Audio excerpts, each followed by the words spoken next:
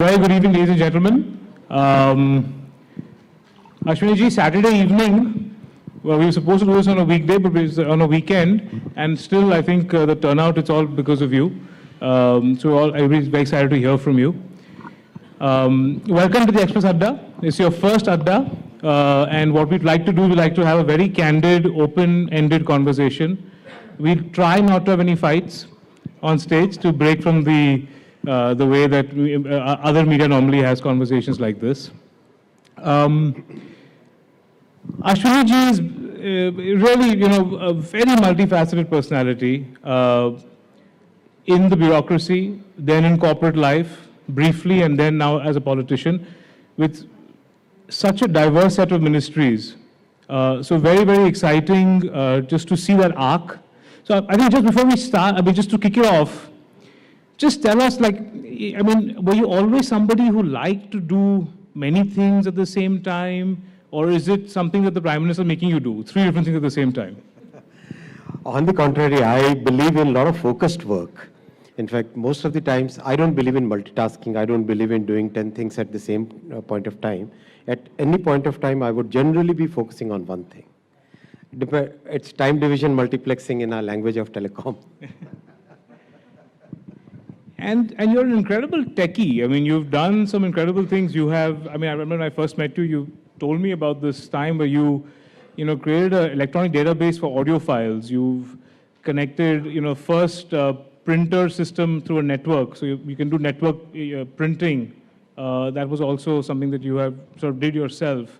And came from fairly humble sort of background. I believe, learned to speak English by reading an English newspaper. Hindu newspaper. We won't say which newspaper because it wasn't the Express, I believe, but you learned to read from reading an English newspaper. So, just this journey, this is like a poster child of what ambitious India is, right? Is that, how would you summarize your journey for us from getting to where you are today? God has been very kind, and lots of people have really made a big difference in my life. I thank each one of them. And this kind of opportunity is something very rare. I thank Honorable Prime Minister Narendra Modi ji for that, because coming from that kind of very humble background and not having any very big ambitions in life, reaching here is a good thing to be. And Vande Bharat, I think that's the one that we're all, get a quick show of hands. Who all have actually ridden on a Vande Bharat, just to get a sense of what we're dealing? How many have traveled? What's your experience? Let's see. Fantastic. Anybody else? Absolutely. Good. What about you? From that side behind? World class?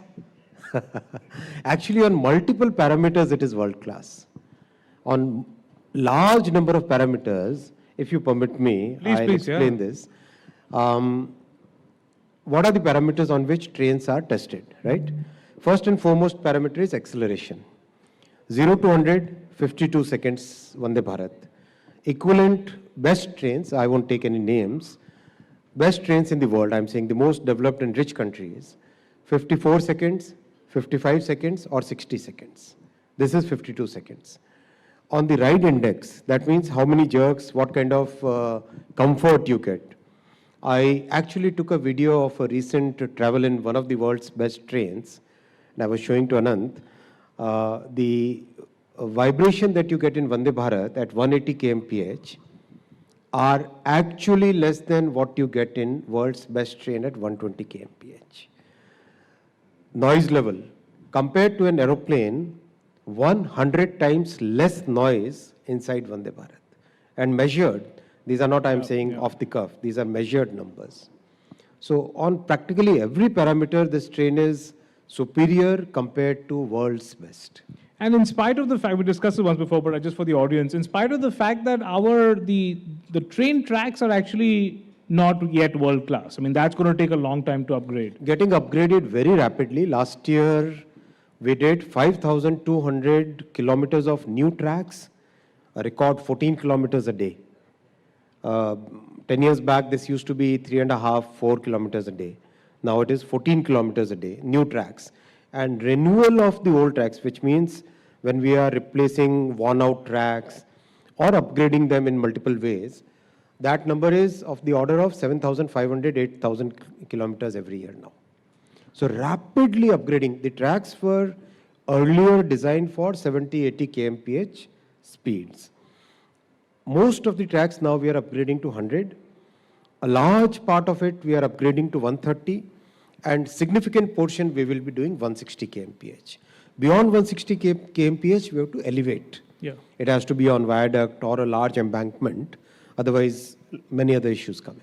But just, I mean, walk us through the fact that all of this, I mean, the technology is so advanced that in spite of the old tracks, you're able to maintain all the achievements that you are.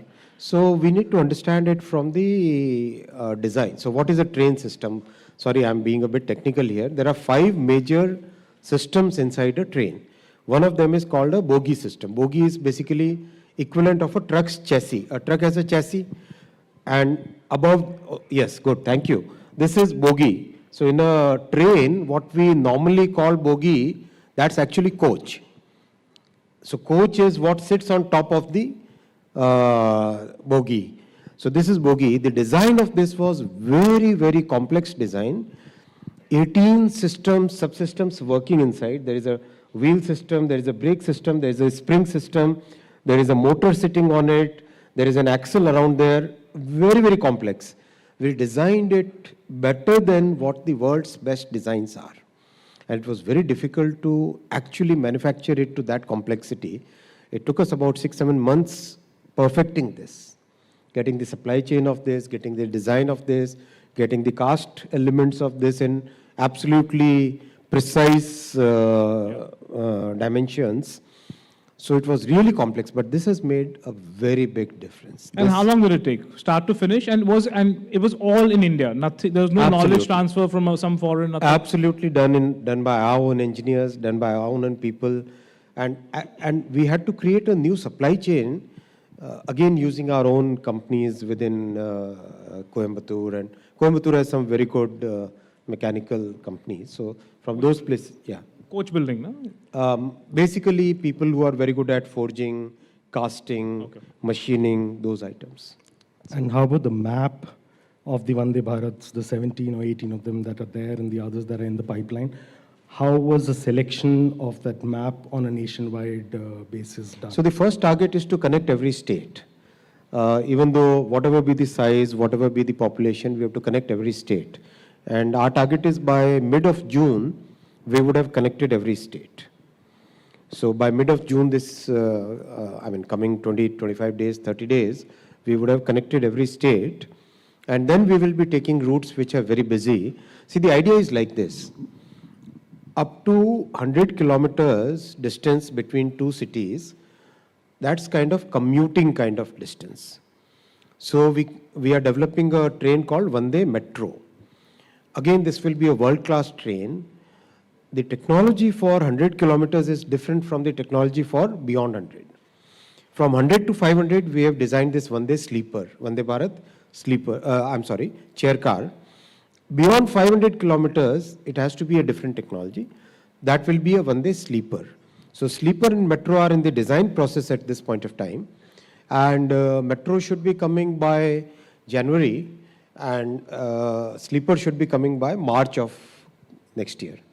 And I can guarantee you, when you see the designs of these two trains, especially the sleeper version, anything in the world would not compare to this. It will be certainly better than best of the world. That's the way we are designing it. No, wonderful. Yeah. And is there a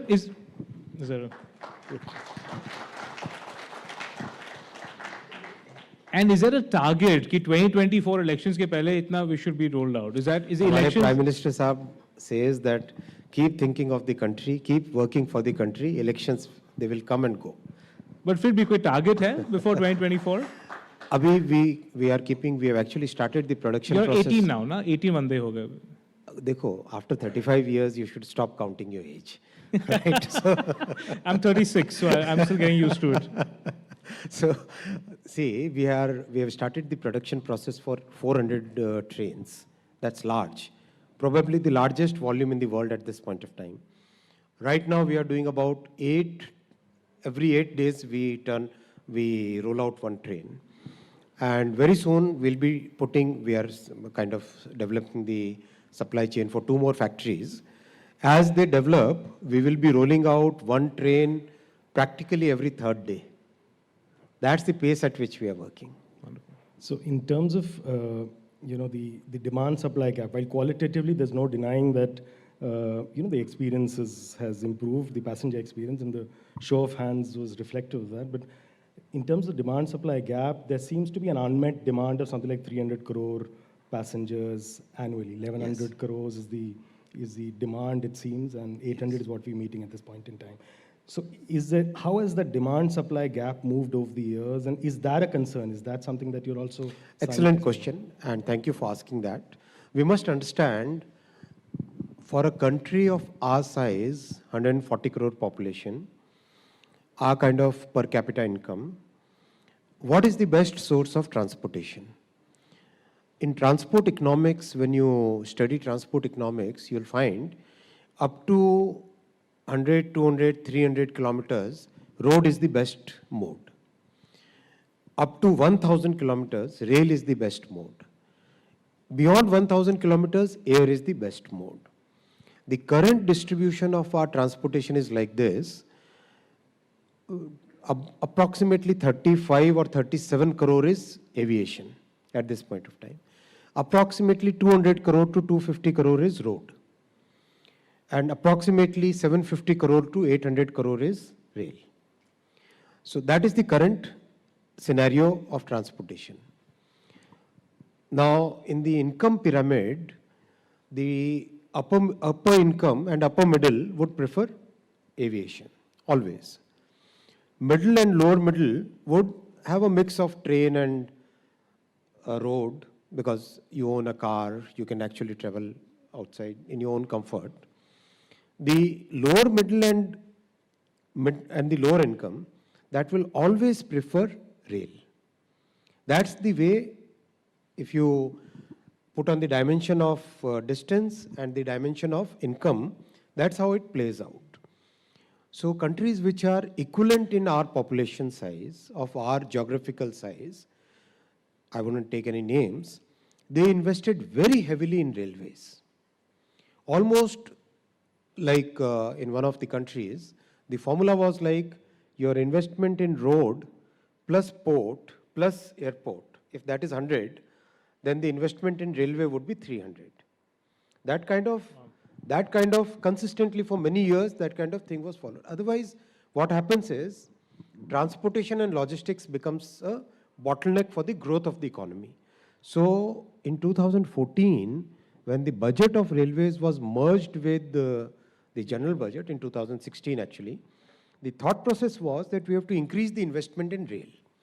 So far the investment was going skewed ever since Atalji did the Golden Quadrilateral, and I was part of that team which worked on this. Ever since that time, there was a skewed investment, almost 4 or 5 times investment in rail. That much was going into highways, and that's why highways got built. So our Prime Minister understood this whole complexity of a nation, complexity of large population, and then he started increasing the investment in rail. So that's where sorry for a longish answer, but that's where the answer comes. We have to do very heavy investment in railways for at least next 15 years. We must invest minimum 3 lakh crore every year, at least for the next 15 years. So last year we added 5,200 kilometers of new tracks. That has significantly removed many bottlenecks which were there in the network. That kind of investment we have to do every year after year after year after year. For the next 15 years, we must do that. Then only our country will be able to transport goods, have a lower cost of logistics. So for example, again, on the same point, the cost of transportation by rail is almost 1/3 the cost of transportation by road. The carbon emissions by road are about 100 grams per ton kilometer. Carbon emission by rail is about 11 grams per ton kilometer, 1/10, factor of 10. So if you have to go green, if you have to have a low cost of logistics, then we as a country must invest significantly into railway, then only we'll be able to meet that unmet demand and keep the country's logistics cost low. Would you know the aviation का क्या carbon footprint होगा per kilometer off the top of your head? It's actually higher than, definitely higher than rail. I don't know how much it is exactly. And what's the breakup in the spend right now, just in terms of how much is being invested in road versus aviation versus rail today? So You last said we should do 3 lakh crore, you said. How much did you say? So last year, I mean, in the current budget, which we are right now implementing, the allocation for railway was 2,40,000 crore. Allocation was highway was still higher at 2,60,000 crore, and aviation allocation is a bit lower than that. And on freight, carrying of freight, there's been this cost subsidy element for passenger fares. Now that there is dynamic pricing on the passenger side, does it give you more leeway to be more competitive on freight rates? So frankly, we are giving 59,000 crore, 59,000 crores. That's bigger than many states' budgets. Central government of India is giving 59,000 crore subsidy on passenger transportation at this point of time, which practically means every passenger on an average is getting about 55% concession. It's that subsidized. Our prices are lowest in the world. Our passenger prices are lowest in the world. A journey of Vande Bharat, if you do that journey in France, it would be about 7 times the price. If you do that journey in Japan, it would be about 8 or 9 times the price. If you do the similar journey in Switzerland, that will be about 20 times the price. That is the kind of thing. And in freight, last year we made another record. We carried 1.5 billion tons. 1.5 billion tons. That is second highest in the world. Highest, of course, is another large country. So, yes, the earnings from freight, in a sense, is good. That cross-subsidize it, and we have very large team. Our team is 12 lakh employees, 1.2 million employees. So, and the pension cost is about 55,000 crore. Salary and wages is about 1,02,000 crore. Energy cost is 40,000 crore. Our maintenance cost is about 9,000 crore. So with all those numbers, it's a tough math. But so is this one of the reasons why we don't see any innovation in the financing of the railways of India? I mean, it's always there's this. It's a country. It's an enormous country. It's not even a small country. The way the whole setup works. Yeah. Public-private See, partnerships. Abroad world- you see the trains are owned by private companies. Virgin in UK runs trains. It has all failed there. It's all? Failed. It's all failed. Yeah, yeah. It's a. Let me not talk on the stage here, but see, the social obligation of railway, whether it is India or any other country, we must understand that. Almost every country in the world which is carrying passengers is subsidizing the passenger transportation. Why is that done? For example, take the example of Mumbai. Close to 4,000 crore is the annual subsidy which goes in Mumbai local. But imagine the impact, positive impact, the huge benefit that comes to the city. Yeah. That 4,000 crore loss. It powers the whole city. The whole workforce in Mumbai is on the It local powers the train. entire Yeah. city's economy. Yeah. That's the way it is. So Tokyo to Osaka, Shinkansen, even though the fares are subsidized, but that is powering the economies of Tokyo, Nagoya, Kobe, Kyoto, Osaka. Those 5 cities become one city. So that's the way one has to look at. So under those circumstances, when the passenger fare is almost, if the cost is 100, we are charging 45, then private sector would not like to get into that kind of loss-making business. The countries which followed the global organizations' practices, advice, and did that unbundling Yeah. of infrastructure and trains, they all failed. Miserably failed. I wouldn't take any name, but another country which used to take pride of having 99.9% punctuality is today facing 85% punctuality, and one of their network, one of their track which is as important as our Delhi-Mumbai, they are required to close it for months. So we should not follow those pundits who are just sitting in room and armchair pundits. The reality is that railway is a very, very complex organization. It has to be managed as a tightly integrated organization. Then it works very well. The moment you fragment it, it's not like power sector where fragmentation helps. This is a very, very complex transportation sector. Now, unlike other transportation sectors, for example, aviation, Yeah. you have a box-like thing which is an airport. You have a runway on which you can land a Bombardier, you can land an Airbus, you can land a Boeing. Yeah. On a track, you cannot run a train which is not meeting your exact gauge, right? Which is not integrated with your signaling, which is not integrated with your overhead electricity wires.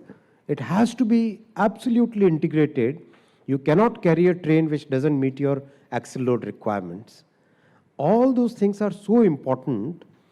Even like, so let's say if there is a curve, if the train is designed for a speed which is plus minus a certain percentage of that curve speed, it will topple.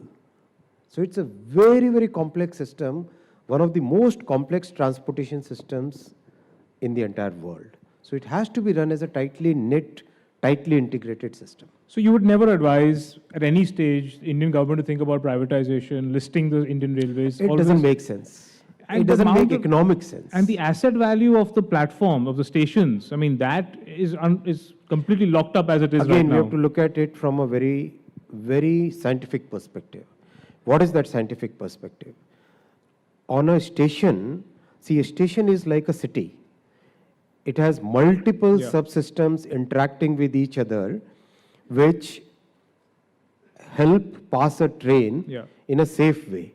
Because a simple mistake would create a collision between a train which is standing there and a train which is entering. Yeah. It's very, very complex, Yeah. very, very complex. So the way to manage this is, the scientific way to do is, use the station as an operational area, use that area for minimum construction. Immediately outside the operational area, have the maximum possible construction.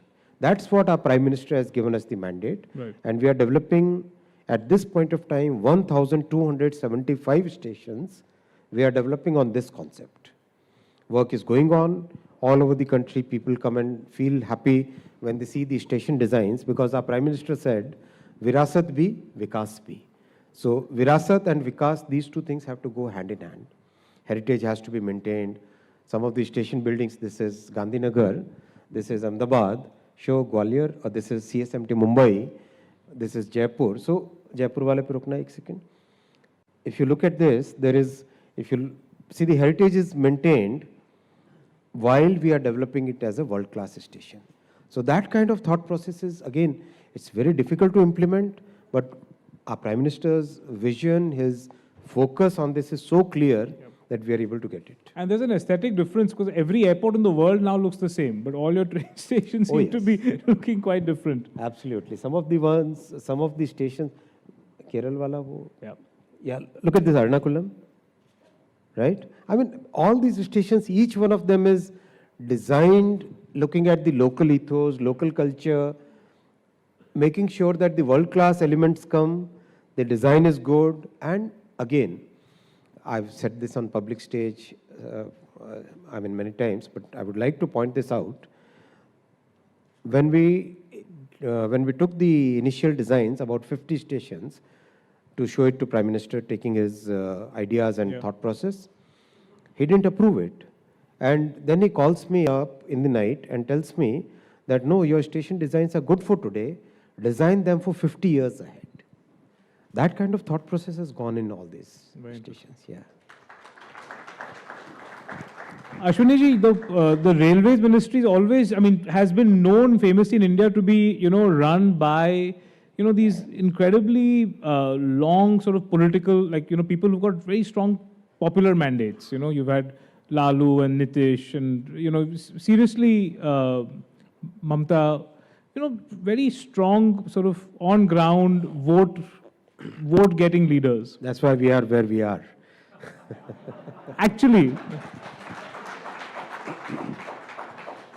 no, actually, that's actually what I wanted to hear from you. Like, what is the difference? Why do you think then that, people who are professional politicians who have just been their whole careers talking about popular mandates and working on popular mandates, why have they not been as efficient as a bureaucrat like yourself has?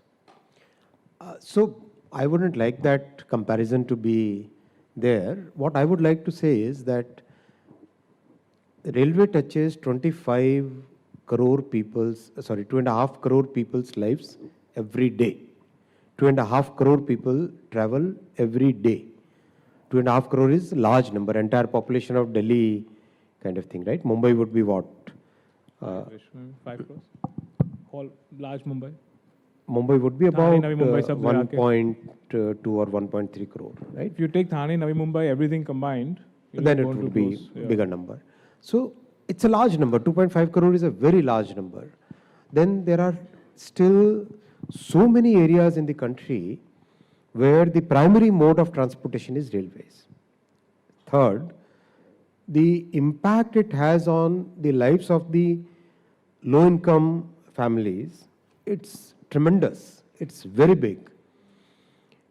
So that's why, for a very long period, people who were managing this ministry were purely thinking from populist way. Our Prime Minister changed the entire, so by, merging the budget, it makes huge sense. It makes huge logic. It's the most logical thing to do.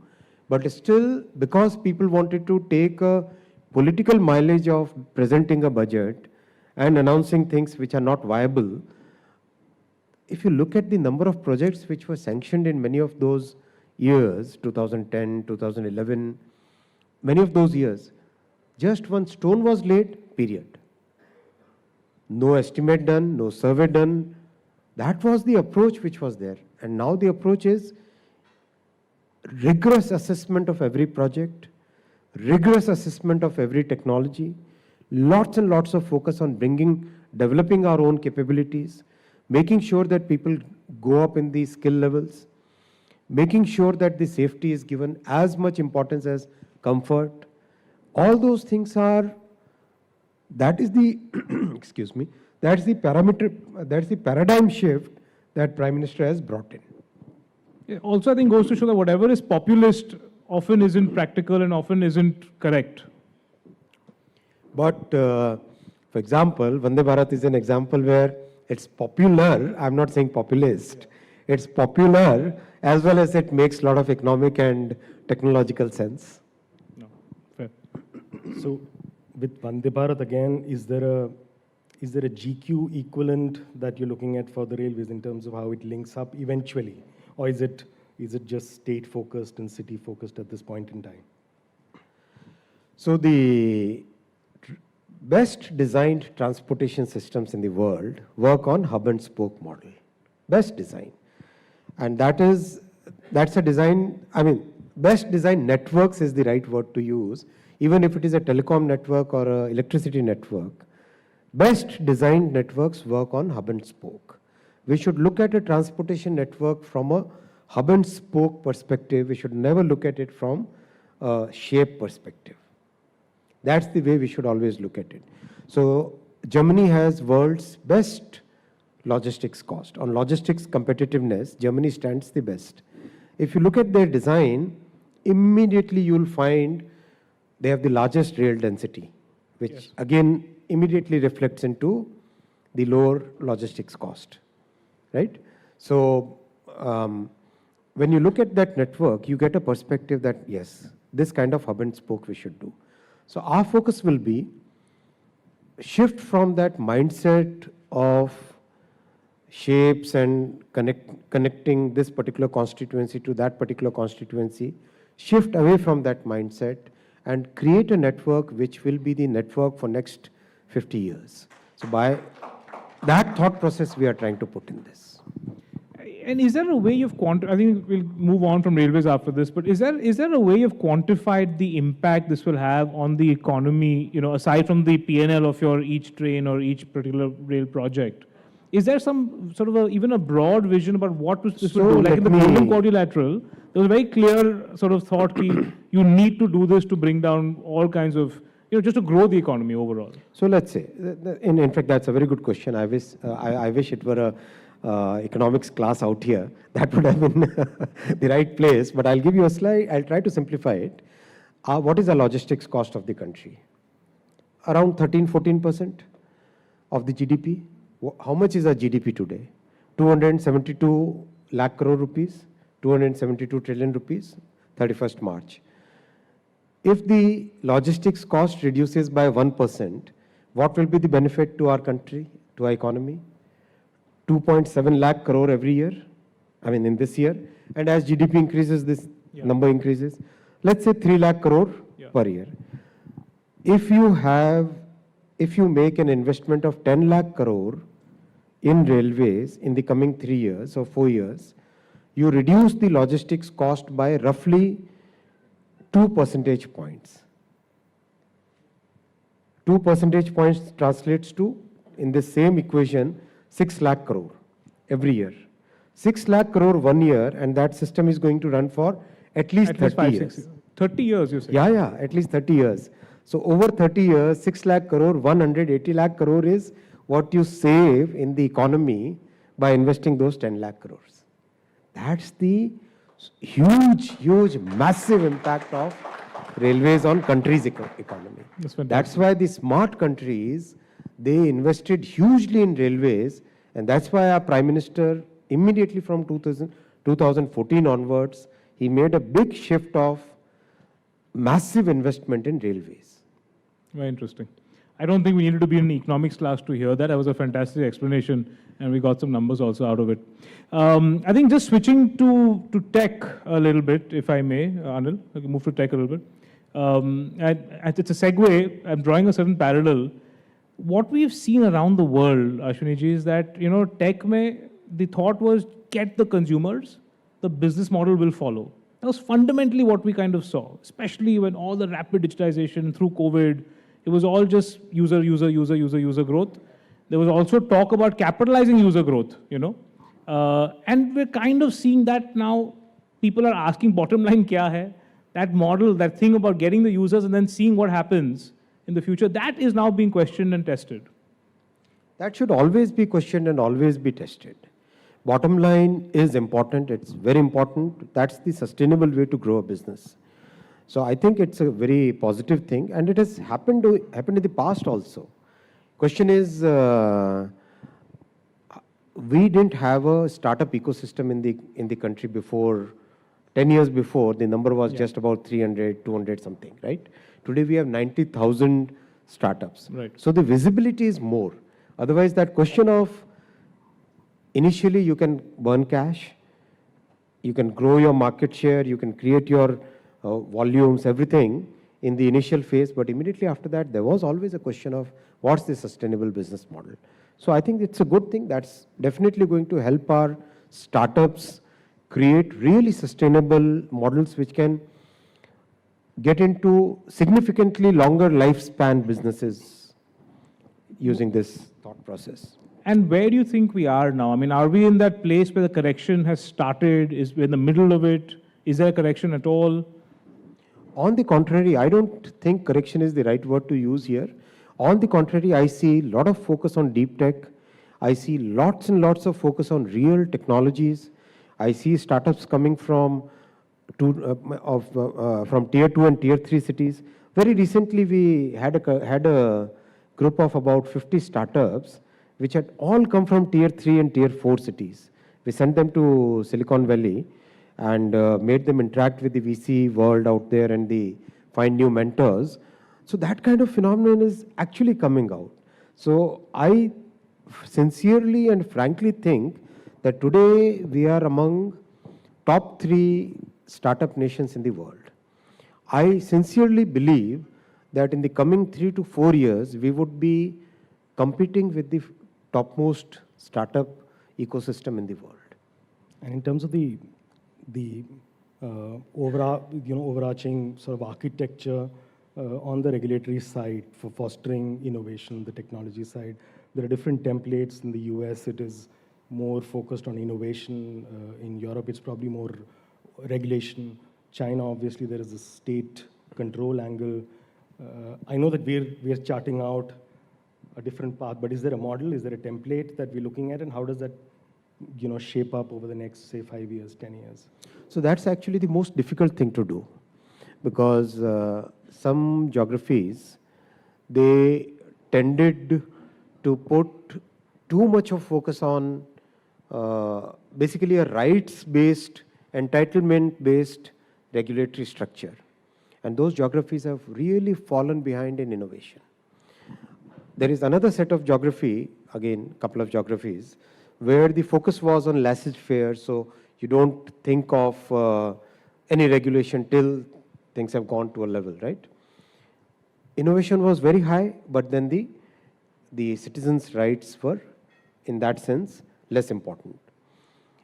What we have tried to do is create a balance between protecting citizens' rights and innovation. And luckily, given the thought process, given the good talent that we have in our country, and given the complexity of our society, we can think of really complex models. For example, the data protection bill which has come, you must have seen the draft and all.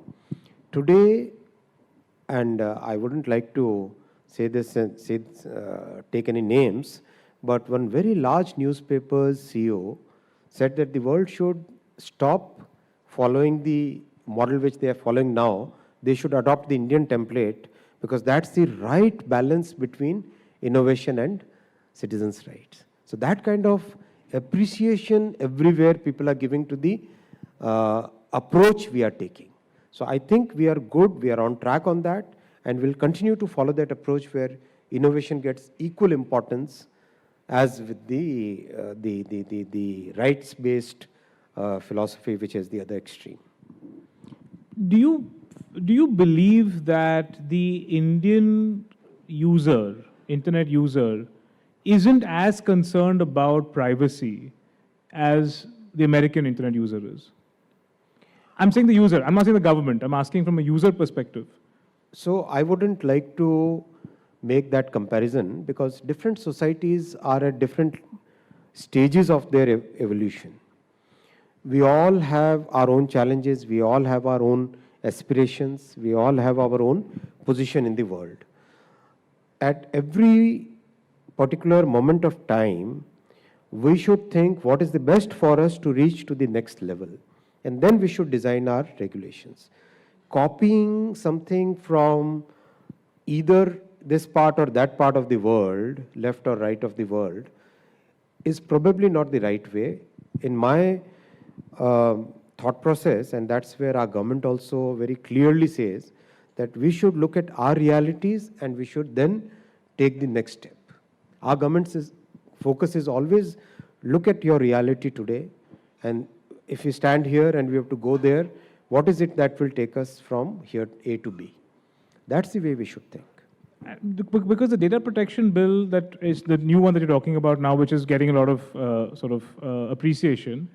It's also, I mean, we've taken a lot of time to get here. There was a Sri Krishna commission. He had a whole bunch of suggestions in that commission, which we kind of pretty much said, let's redraw.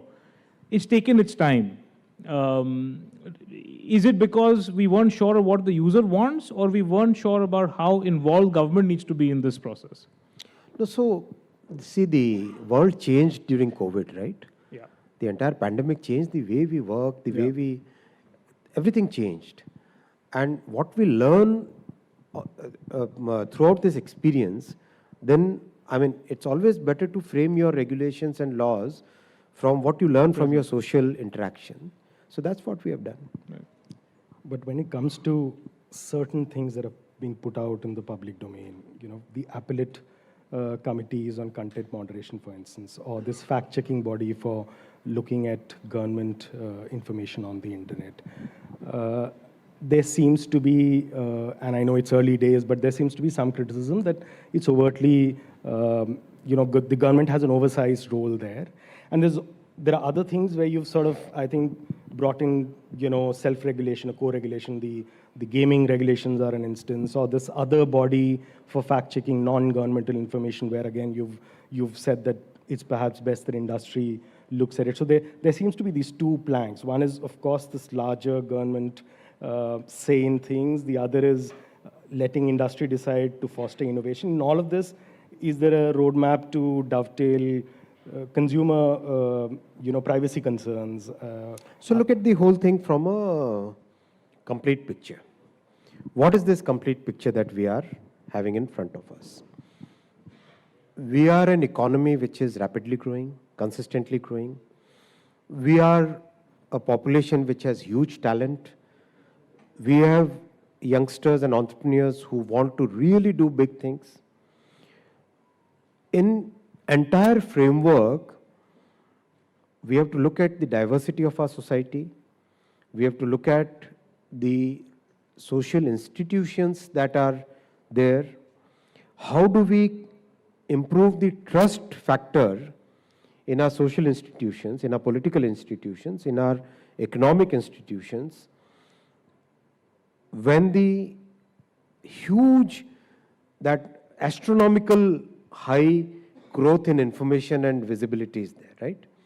So I'll give you an example of one of the, without again taking a name, one of the countries which considers freedom of speech above God, right? The digital minister of that country told me. You can say names of the countries, huh? It's not a private. It's we are in public life. We are in public life, so we are in public life. It's very important to have always be. So that country's digital minister told me that the social media is destroying the institutions which were created over last 300 years. So I asked that person that your country thinks that freedom of speech is like above God. Why do you think that? And that person gave me a very good example. She said, when the printing press came, anybody could print anything and distribute. It created a huge astronomical growth in information at that point of time. People started printing, writing, everything. When the society started getting affected by it, they created regulations around it. Fundamental point was accountability of the paper publisher. That similar phenomenon is now happening in social media. Social media has to be accountable. It has to be accountable for what they are publishing. It cannot be that I am a platform, so I can go away. So whatever you are seeing is fundamentally making sure that a diverse society as Indian society can remain stable, grow in a harmonious way, and nobody should be allowed to create disharmony using the latest technology which is available. This is the thought process. There will be certain sections of the society who will say that no, this is not fitting into our liberal way of thinking. But if you look at the sum total of the entire thing, our society is very, very diverse. Our society has huge complexity. So we must make sure that a society is able to grow in a harmonious way. It should not be, in a sense, our democracy should not be taken to ransom by one way of thinking. The fundamental problem is the anonymity which the internet allows, social media allows. You can be XYZ dot, you can just be an XYZ handle and you can say whatever you want. If the anonymity is tackled, even then you feel we need to have all these structures, we need to have all the kind of talk of regulation for social media the way that we're talking As about? an anonymous person, a person can close the doors and windows of his room and shout whatever Yes. wants to shout inside that room. But if that person wants to go out into the town square and then say something, then the accountability has to be there. No, no, fair. Absolutely. Yeah. Tell me, when you're talking so much about social media and all the kind of statements that have been coming from your ministry, from everybody in public life and government, it's been happening for the last 3-4 months, we've been hearing more and more about it.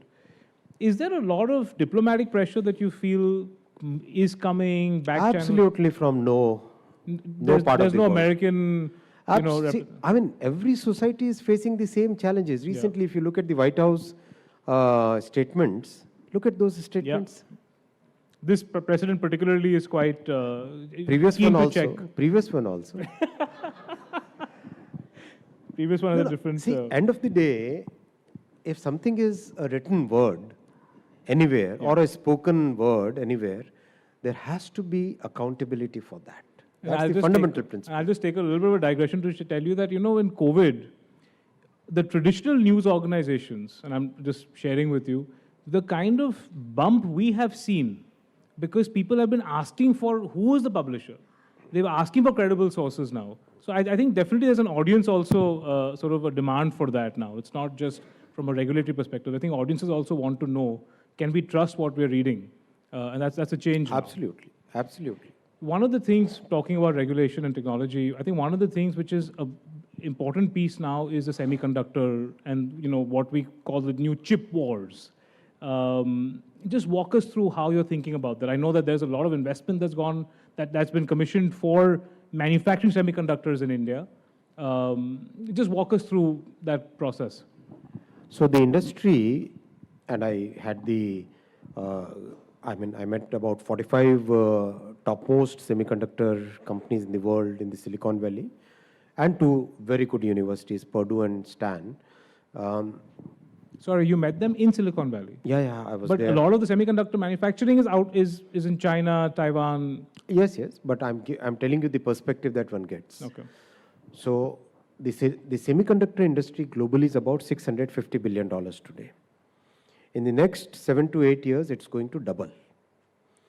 By 2030, it should certainly exceed $1 trillion. That's the kind of growth.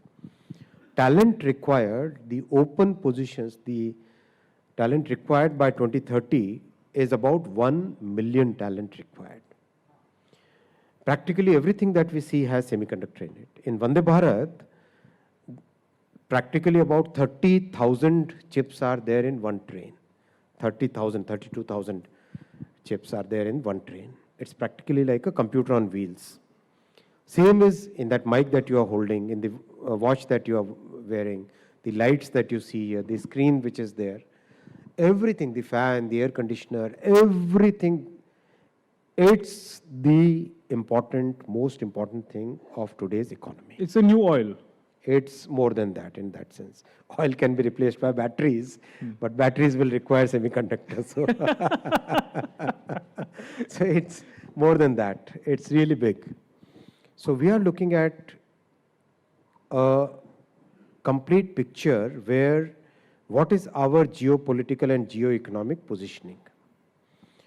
If you manufacture semiconductors in Taiwan, and the cost is 100, then your manufacturing cost in some other richer countries will be about 140 or 160, 170. If you manufacture semiconductors in India, the cost will be about 80. One. Will be cheaper than Taiwan, cheaper than China? Yeah. Second, we have 52,000 semiconductor design engineers currently working in the country right now.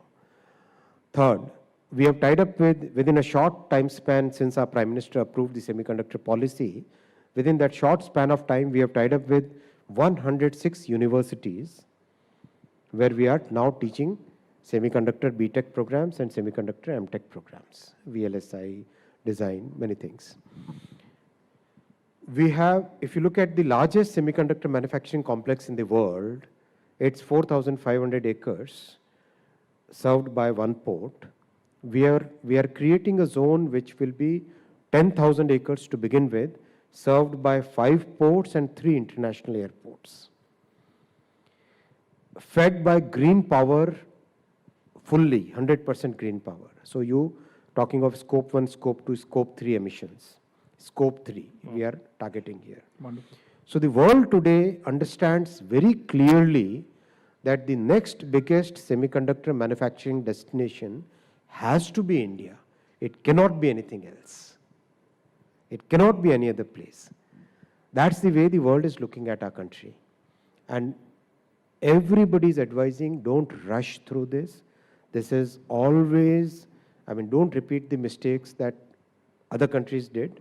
And that's why we are focusing so much on making sure that the ecosystem gets in place, and very complex gases, very complex chemicals.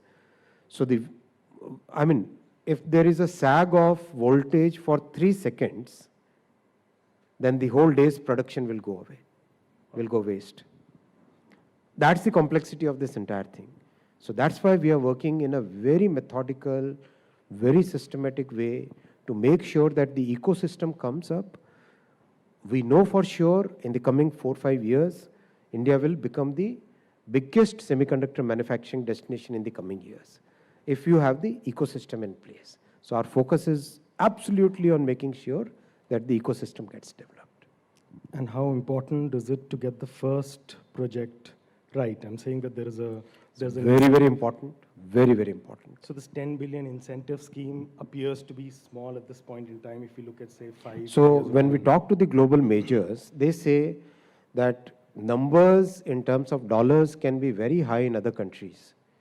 But the thought process that our Prime Minister gave, that focus on talent, this is a very, very big distinguishing element for our policies, first. Second, our focus on creating the ecosystem rather than rushing for the first fab. Everybody is appreciating that. They are saying that that's the sustainable way of growing the industry. Because if you, again, I will not take any names, but people give examples, people have all the experts, and our semiconductor mission is not driven by, people who, it's basically driven by some of world's best people, best talent, best people. Specialized talent. Specialized people who know semiconductor industry inside out. Vinod Dham, the father of Pentium chip, right? As a young student, he was one of my idols. I used to think, oh, one day I'll meet Vinod. I honestly used to feel that kya wo din hoga when I'll meet Vinod Dham. And he's now working with us. Wonderful. So people like Professor Paul Raj of Stanford University, amazing deep talent where these are the people who are working on a semiconductor mission. So they are the ones who are guiding everything. They are the ones who are actually navigating this entire thing. And is that Foxconn Vedanta project, is that likely to be the front runner? Don't take any names. This is supposed to be Adda. This is not supposed to be. But would it be a problem if the venture that we'll comes do the in, right thing is what I can tell you. But you will obviously have private involvement. There will have to be private involvement in this venture. It has to be private sector. It has to be private sector. You've mentioned all the strengths as to why we can eventually lead in this and how carefully we're doing it. We're not doing it in a rush. We're not doing it as a just pick a template and apply it. Any weaknesses as to, from India's perspective, that why we might struggle to lead in this space? Just given the fact that, China and, Korea Taiwan have got so much, for head start. See, the challenges, the fundamental challenge that we will face is that when we are creating a new industry, people generally have a tendency to wait and watch, which is very natural, whether it is automobile industry or electronics manufacturing. But everywhere we have seen, for example, electronics manufacturing. 10 years back, electronics manufacturing in India was like what, minuscule? Yeah. Last year, we crossed a benchmark of $100 billion. So we are $105 billion electronics manufacturing now. Fantastic. Mobile phone, 10 years back, 98% of the mobile phones that we were using in India were imported. Yeah. Today, 98% are made in India. And last year, we exported $11 billion worth mobile phones, right? So the journey when Prime Minister launched the Make in India program, the world was like the political opponents, they were like, Babbar Sher dikha diya, right? Ek to pata nahi, I think somebody said ki jahan jao wahan Babbar Sher dikhta hai, right? They were trying to create kind of like play it down. But see the impact which we have today. Electronics manufacturing, defense, precision mechanical items, sector after sector are solar PV cells, right? 20 gigawatt capacity we have got created in manufacturing solar PV cells. So it's like that. Semiconductor will also be like that. Raw material? Raw material for semiconductors is basically, I have some pictures I could have shown you. It's basically sand. Which we have a lot of. Basically silica rich sand which has to be refined and then put into silica, then you create the silicon, then you put it in an ingot and then cut and slice. And So when you say ecosystem, beyond the foundry, what is it that we're looking at? very complex ecosystem, 250 odd very, very special chemicals and gases. 1. 2, very, very reliable power supply. 3, ultra pure water which has to be manufactured. Clean water has to be passed through nanomembranes to manufacture that ultra pure water. Absolutely 100%, 100% reliable, 9 sigma reliability of supply chain. You cannot miss 1 day, you cannot miss 1 hour, you cannot miss 1 second. Wow. It's like that. It's really complex. That's why our focus is so much on creating that ecosystem. We have a lot more to get through too, but I know we're running out of time, and I want to get some questions from the audience as well. So we'll get to the audience, and if I don't get a question on telecom, then I'll ask it, and then we'll end with a quick rapid fire. Please, the gentleman in the back there, put this hand. Yeah, please. Please introduce yourself, and please keep it to a question. Yes, sir. My name is Shivam. Can you stand up so we can see you, please? Thanks. Yes, sir. My name is Shivam. Hi, sir. Regards to sustenance, sir, whatever the technology we are trying to implement, and we are moving towards Web 3.0 technologies, right, where metaverse, blockchain, AI is going to come, and there will be huge interoperability is going to come there in the picture. So how we will sustain that in the upcoming? What is your plan, sir? So one good example is our payment system, right? Government created one platform which is interoperable. Our entire India stack. The story of our India stack is democratizing technology in a way that no single company can have stranglehold on the technology, right? Our Prime Minister, when he launched Digital India Mission, the entire focus was that technology should get democratized. Every citizen of the country should be able to use it. Lots and lots of startups, small businesses, MSME, everybody should be able to get the benefit of technology. So on the question of interoperability, our philosophy, our government's philosophy is very clear. We have to make sure that the basic building blocks are built in a way which are interoperable, open access, open APIs, make sure that they are available to everybody, everybody who wants to use that to create new solutions, or use them for getting a service. So that's the thought process that we are approaching in practically every technology. Like, let's say 4G, 5G stack that we created, right?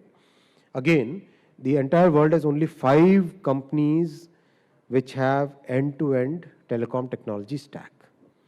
And we are now challenging those big players by having our own 4G, 5G technology stack. Many rich countries tried, could not do. Rich countries, I'm telling. They tried, could not do. And it has taken us huge effort of almost 2.5 years, and we have been able to successfully produce a 4G, 5G technology stack. Develop a 4G, 5G technology stack. And the developed world now wants to use that.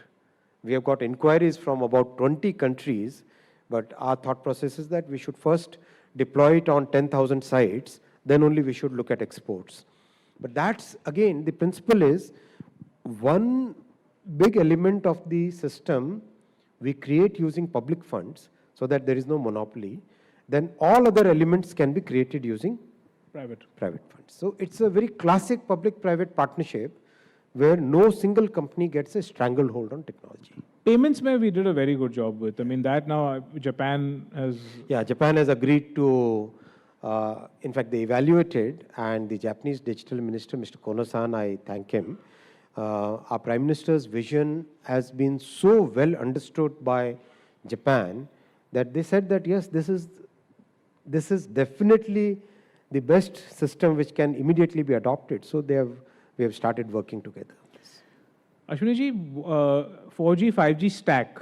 This 6G kya hai, and will it sit on top of the same stack, or will we have to create a whole new stack for that? If you look at the evolution of telecom technology, when the world moved from wired to wireless, which is like mobile, Yeah. the first generation was practically nothing, but 2G to 3G was one family of technologies. 4G was a new platform. 4G to 5G and 5G advanced is one family. 6G will be a totally new platform. So all the infra that's been deployed for 4G, 5G, we'll have to create it all over again for 6G? There are three different parts of that infra. There is passive infra, which doesn't need to be changed. That's boxes. That's, Yeah. There is active infra, which will be changed. And then there is connectivity things, which will keep on carrying these. Let's say the optical fiber between cable and the core, the tower and the core, that will continue to carry data any of the generations. So every time there's a new 7G, 8G, 35G, 45G, we're not going to keep breaking our roads down. Na? Wo hi chalega. Yes. Yeah, okay, that's a relief. But 5G has a standalone component, no? 5G has a standalone component that can be upgraded to 6. So standalone is architecture. As a family, 4G and 5G are same family. The lady in the middle, please. Thank you for a really, really refreshing sort of set of conversation. I'm Meena Vaidenathan. I'm a social entrepreneur. I want to take you back to your railways chat. And I love the idea of a hub and spoke model, but with our politically fractured, polarized kind of structure, you really think it will be possible to have a seamless hub If and spoke? sincere efforts are made, Thank you. see, if you look at the political landscape of our country today, go to a village where the per capita income is half the national average. Go to that village, talk to the people who are not as privileged as we are, all of us are. The sincerity of our Prime Minister's political journey, the sincerity of purpose with which he is driving the governance today, and the honesty of the intent is visible when you talk to the people on the ground. वो आदमी ठीक कर रहा है. Imagine, again, let me give you one very clear example. Many parts of our society, the young people have gone to cities and the elderly are living in the villages. Imagine a mother living in the village of Uttarakhand. That mother today thinks that I have a son sitting in Delhi, Narendra Modi, who's sending me food, who's making sure that I am taken care of month after month, after day, whether those two sons who went to Mumbai think of me or not, it doesn't matter. That's the trust and faith which people actually have. So if we work with that sincerity of purpose, the fractured politics can take care of it. I'm not sure whether you meant to ask this, but if West Bengal or Karnataka say, कि हमें वंदे भारत नहीं चाहिए यहाँ पे, we don't want to connect, then are they losing votes? Are you convinced of that? Or is it something that you have a problem then to convince those states to kind of? Just see the video of Vande Bharat launch from Havana to New Jalpaiguri. So those who are opposing are losing votes. So you're convinced that the product is such that you're going to, that no state will come in the way of that connectivity. That's the question. Honestly, even the political opponents, when they talk to us one-on-one, They say that what Modi ji is doing is the right thing. We wish our leadership also had similar mindset. Mr. Anil Somani is here. Yes, please. Dr. Saluja is, yeah. Comment. Yeah, I have two issues related to a common man. So with Vodafone Idea being where it is today, we have a virtual duopoly in the telecom, mobile telephony. And we occasionally hear of the struggle of Airtel, also financial struggle. So are we heading towards a monopoly, which is a worrisome situation for... No, you are not heading towards a monopoly. Okay. Even duopoly will not be there. BSNL is coming up as a very stable player in the market. They have started making operating profits now. It's a turnaround story for BSNL, and the technology that they are going to use, which is our India's 4G and 5G stack, is a step above the other relevant technologies. So just don't have any concern. So there'll be 4 thriving players or 3 thriving players and 1 struggling player? You will decide as market players. But globally, you see telecom, generally the largest countries also, you end up with 2-3 players. It doesn't get more than that generally. It's very capital intensive. It has its own very rapid technology cycles. So all those things come, but the way technology is moving, we don't know 5 years, 6 years from now, 10 years from now, telecom will be a totally different thing. You won't require a phone. You might just put your hand here and talk into your hand and something. Who knows? Things are changing so fast. But will data costs ever, move? I mean, or will they always? Is this our new reality? That data will always be. We are the most affordable telecom market in the world. Will it remain that way always? I think we'll remain like that. Very good. So one more issue. After the first demonetization, we have had an amazing cashless economy. But with these, the scamsters are also working overtime. So what are you planning to do? So we have created a system called ASTR. ASTR has detected 37 lakh fraudulent SIMs, and we have deactivated them. 3 reforms which we recently rolled out, all focused on consumer, customer, citizen protection. 2 more are in active development stage. Another 2 to 3 months, we will roll them out. When the suite of applications which are there for customer protection, the entire suite is rolled out, which is about 11 applications, I can say with good confidence, high 97% confidence interval, I can say that yes, we will have a system where it will be very difficult for people to do any frauds. Great. Yes, please. Dr. Saluja, you are? He is the boss. Please, please. I'm Dr. Ashwini Mehta about the ASTR system. How come the Truecaller tells us there are spam things, and how come it cannot be filtered at the telecom level? So it's a question of privacy, where Truecaller is taking your consent and taking all your data. Your entire contact list is taken by Truecaller, right?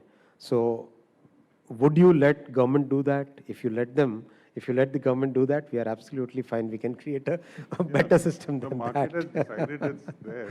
You get. It's. I'll tell you honestly. One of the points that was made earlier.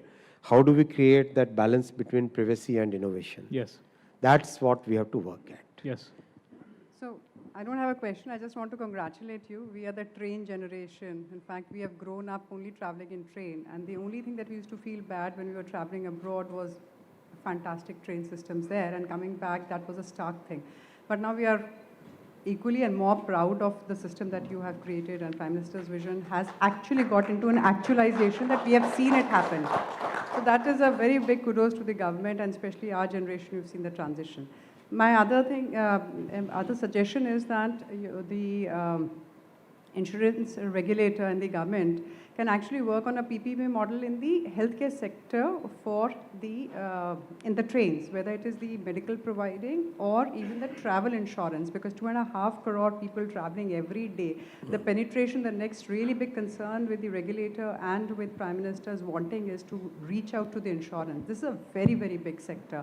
If something can be devised in that area, it will be a fantastic service to insurance. Certainly, we are very open to new ideas. We are very open to listening to the concerns, very open to creating solutions. We'll work on these ideas. Certainly, we'll work on these ideas. We'll take 2-3 more. Yes, please. Mr. Jain. Good evening, sir. Mohit Jain from Times of India. Meeting you always is full of optimism and fantastic questions, Anand. So I just wanted to check with you that, these large budgets that you're talking about, 2,40,000 crores for railways, and if we go with this run rate, so does it, lead to some kind of a increase in the budget deficit, or are we mobilized in terms of resourcing to finance such kind of mega dreams? So the economic benefits of a railway project, as I explained, are significantly higher compared to the financial cost. So this is something, see, if your economy grows by a particular nominal rate, then the taxes also come in. We have modeled, if you are investing 100 rupees in railways, the economic impact is 360 rupees. The taxes which come back from this investment are of the order of about 32, 33 rupees, right? The MSME who get the benefit is of the order of about 230, 240 rupees. That's the kind of benefit which is there all across the economy. So this is an investment worth taking, and we should not look at it purely from the financial P&L perspective. We should look at it from a complete comprehensive economic perspective. Financially also it makes sense, by the way. We'll take 2 last questions. There's a lady in the back with her hand up for a long time, and then Mr. Dalmia on the front, please. Thank you, sir. Good evening. This is Sanjana Chaudhary. I'm a student of journalism from Delhi University. And back home in Bhopal, there's a railway station called Habibganj Railway Station, if you must know, which has been changed to Rani Kamlapati Station. And you were talking about preservation of heritage and everything, which does not really comply with the name change. And it has also been the first privatized station of India. So what is the future of many such railway stations in the future? Are they also going to be privatized, and what's it all going to look like? You saw some of the pictures, right? That future is visible to you. It's there on social media. You can see many pictures. The name, if your question is on name change, is your question on name change? Yes, definitely. Preservation of heritage. So, question of name change, the heritage of Bhopal is the Gond Rani Kamlapati. There is no person like Habibullah. There is no person like Habibullah. The heritage of that place is Rani Kamlapati of the tribal kingdom, and that is what has been restored. Right. I would like to just state simply that he also donated the land and money for the construction of the railway station. Thank you. Mr. Dalmia, and then I've got actually 2 questions online. I need to also take the good questions, so I'll also take that. Minister, I'm VN Dalmia. So my recent travel experience has been on Shatabdis. Why can't we make our toilets world class? Our toilets, you must see what was the situation 10 years ago. Did you travel 10 years back? Yes, I did. What was the condition of toilets and what is the condition today? See, all the toilets in every train of the country have been converted to bio toilet in the last 9 years. All the trains. And bio toilet is probably the most greenest way of managing solid waste compared to many other ways where people use a vacuum suction unit and then have a separate disposal and all those. That's a very, very, very big change. One. Second, further upgrading the quality of toilets. We have, if you see the recent launch that we did about 5-6 months back, if you go and see the social media post that we have made, totally new design of toilets, totally new design of toilets. And we have all the new trains that we are manufacturing, for example, Vande Bharat, go and see the toilet. You wouldn't, now I'll request all of you passengers to please make sure that you keep them clean. So my point is, the maintenance. Either the water is overflowing or it isn't flowing or the toilet is Please broken. please go and see some of the recent ones. You'll find a difference. There's a question from Professor Ashish Garg from IIT Kanpur. Increasing role of R&D without which industry doesn't remain competitive, and creating technology translation centers such as the Holst Center or IMEC in private-public partnership mode. See, increasing investment in R&D has enabled us to develop all these technologies. Whether it is Vande Bharat, whether it is 4G, 5G, whether it is defense equipment, whether it is our own solar PV manufacturing capability, that has all come because of increasing investment in R&D. And that journey is going to continue. Yeah. I think I'll take one last question from the lady here who had a hand up for a while, and then I'll go to a quick rapid fire. Sorry, I'm running out of time. Or can we take two together? Is that okay? Are you It's up to you, you're the boss. We'll take two together, from here and the lady in the Increase the temperature. So there is a... Yeah, before you ask the question, I think we're all feeling very cold on stage, if it's possible to make that. So Okay. there is a decarbonization challenge also going on at the same time, and an energy transition is taking place. And you are moving 600 million tons of coal, which is earning so much revenue, which helps you to subsidize passenger transport.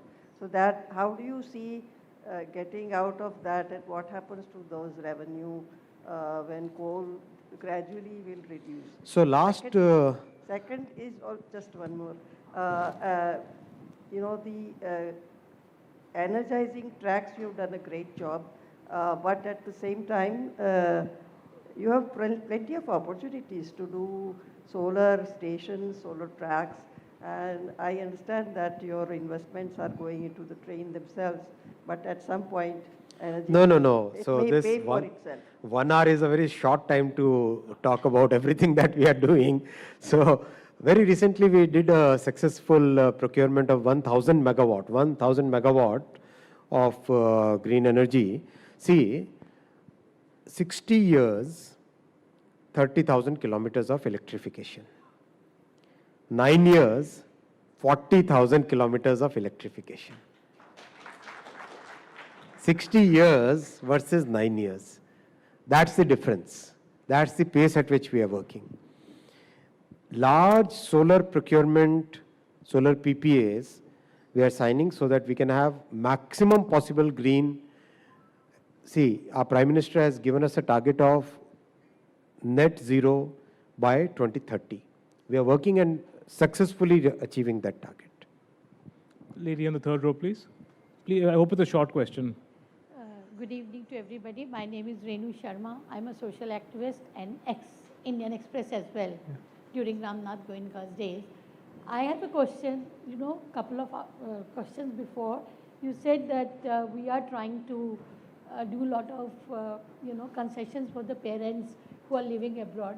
But immediately after COVID, the 50% discount, which we used to give it to 60 plus, has been withdrawn, whereas MPs and their families still get the discounts.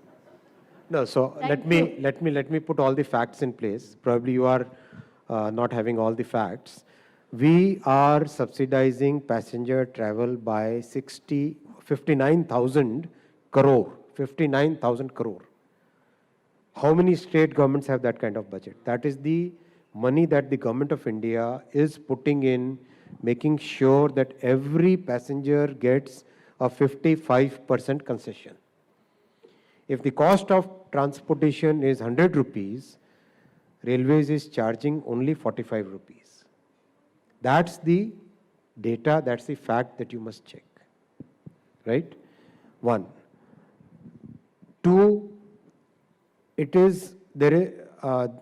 I'm talking the average. Now, there are so many travel products in railways, so many trains, where the subsidy is even up to almost like 80%.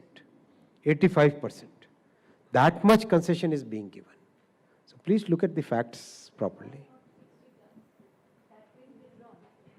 I think he's given his answer, and I think everybody wants a discount though. That doesn't end. I think between 35 to 40 also you should give a discount.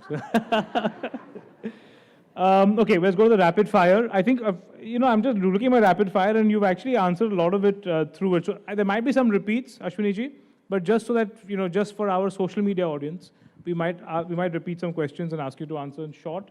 It's a section where you are meant to have fun, so have fun with the rapid fire and try to keep the answers short. I thought it was a grilling session. Okay, after Vande Bharat, your best rail travel experience in the world? After Vande Bharat, best is Shinkansen. Okay.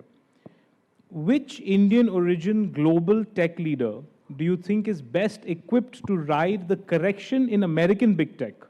Satya, Sundar, Shantanu, or Arvind? All the four have very good strengths. I think a lot of it will depend upon how the global regulatory setup evolves, because if AI is regulated very strongly, then there will be certain path that the tech industry will follow. If social media is regulated very strongly, there will be another path. So it will all depend upon how the regulation shapes up. Who are these four Indian global tech leaders do you think stand out? All these four have very good You've strengths. met all four of them. I think you met all four and of all them. four have very good strengths. Very sharp people, all the four are very good. What's the one thing that frightens you about artificial intelligence? The fact that it has got intelligence.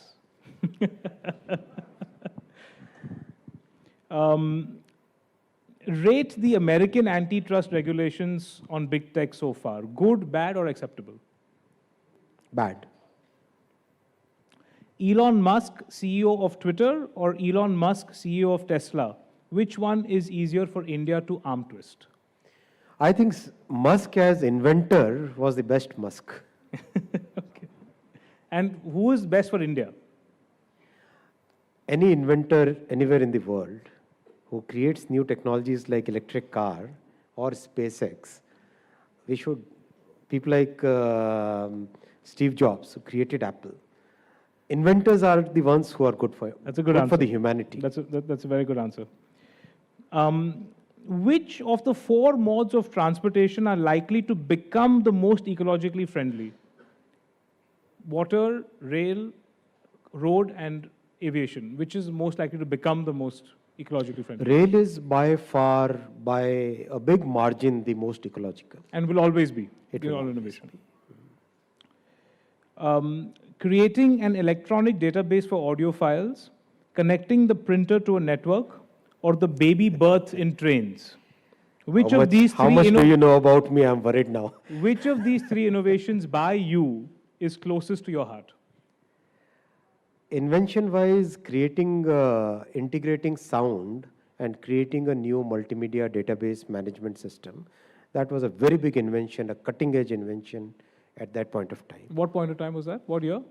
I'm talking of 91 and 92. So I think that's very close to and a lot of effort had gone in. Engineer, politician, bureaucrat, which of the three do you like the most? All are equally good, man. Okay, 2 records as railway ministers, laying new rail lines equal to that of the entire Swiss network, or building the world's highest arched bridge, the Chenab Bridge. Which achievement is closer to your heart? I think increasing capacity is very, very important for the country. So 5,200 kilometers, 14 kilometers a day is very important for us.